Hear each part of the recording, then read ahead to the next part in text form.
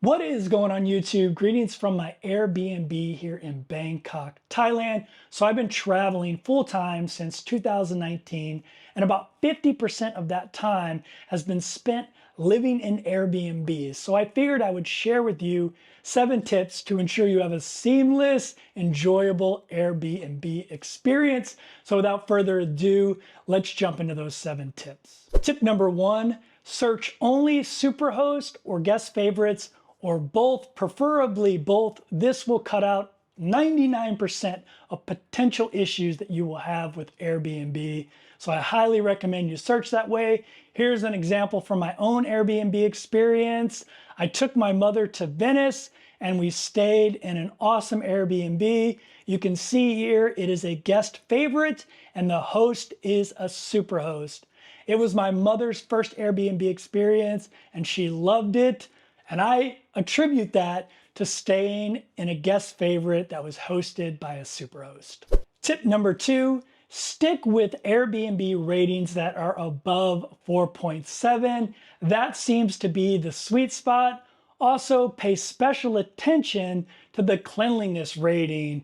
I don't go anything below a 4.8, but I prefer a 4.9 or a 5.0. When that number starts dropping, that means there were some cleanliness issues in the Airbnb. Here in my example again, you'll see that this Airbnb had an overall score of 4.85.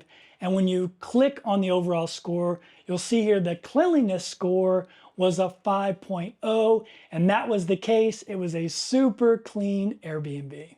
Tip number 3, look for lots of reviews and read them, especially more recent reviews. When you read the reviews, you'll see if there are any potential issues that might bother you. Like maybe you don't mind there not being an elevator and you have to walk up some stairs, but maybe you do mind that. And you'll usually find that in the comments about the Airbnb. Here in my example, you can see there are over 100 reviews, and with a score like 4.85, that tells you that most people had a wonderful experience out of a huge pool of people. You'll see here the second comment is a good one for guests to know. It says there's no elevators in this condo, and be prepared to lug your luggage up a few flights of stairs. We had to do that. I checked with my mother to see if she was okay with stairs, a lot of stairs. If not, we would have stayed on a ground floor level, but she was. I just had to carry her luggage up, but I knew that because I read the reviews on the Airbnb. Tip number 4, before you book, send a message to the Airbnb host and ask them if there are any additional charges above and beyond the price you see. I've showed up at Airbnbs before without doing this and found out I had to put a security deposit down or I had to pay for electricity. That is supposed to be listed in the ad. You'll see an example here of a condo I stayed in Chiang Mai, and it's clearly stated in the ad. But even if you see that, send an email just to make sure, or send a message on the Airbnb platform just to make sure that there are no additional charges. Tip number 5, negotiate a lower price for longer stays. Usually Airbnb will have a monthly rate. Most hosts will discount the price for a 30-day stay, but let's say you're gonna go there and stay for 3 months. Like I'm going to the Philippines, I'm staying there for 3 months. I sent the Airbnb host a message, said, hey, I intend to book it for 90 days. Do you have a further discount for that many days?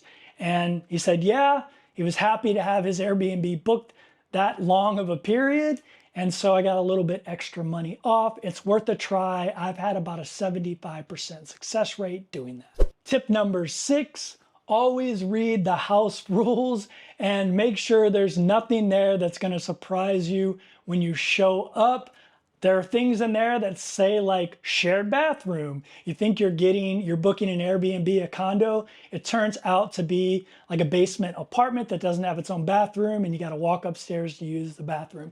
So make sure you read the house rules. You'll also see things like I showed you before. Maybe you have to pay for electricity. Maybe you have to put down a security deposit.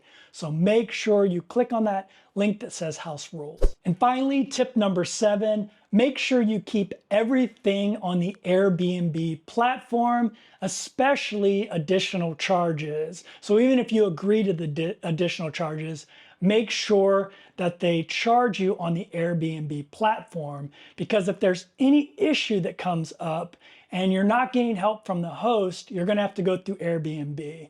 And if there's no record of your correspondence or a transaction, they're not gonna be able to help you. So make sure all correspondence and all transactions are done on the Airbnb platform.